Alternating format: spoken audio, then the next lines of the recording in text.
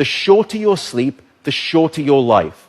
The decimation of sleep throughout industrialized nations is having a catastrophic impact on our health, our wellness, even the safety and the education of our children.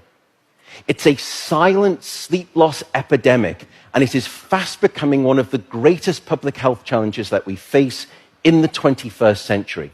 The disruption of deep sleep is an underappreciated factor that is contributing to cognitive decline or memory decline in aging, and most recently we've discovered in Alzheimer's disease as well. There's a structure that sits on the left and the right side of your brain called the hippocampus.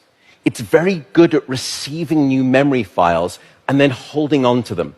Yet in those people who are sleep deprived, we actually couldn't find any significant signal whatsoever. Without sleep, the memory circuits of the brain essentially become waterlogged, as it were, and you can't absorb new memories. We have since discovered that a lack of sleep will even erode the very fabric of biological life itself, your DNA genetic code. So here in this study, they took a group of healthy adults and they limited them to 6 hours of sleep a night for 1 week. And then they measured the change in their gene activity profile relative to when those same individuals were getting a full 8 hours of sleep a night. And there were two critical findings. First, a sizable and significant 711 genes were distorted in their activity, caused by a lack of sleep. The second result was that about half of those genes were actually increased in their activity, genes associated with the promotion of tumors, genes associated with long-term chronic inflammation, and genes associated with stress, and as a consequence, cardiovascular disease. There is simply no aspect of your wellness that can retreat at the sign of sleep deprivation and get away unscathed. And at this point, you may be thinking, oh my goodness, how do I start to get better sleep? What are your tips for good sleep? The first is regularity. Go to bed at the same time, wake up at the same time.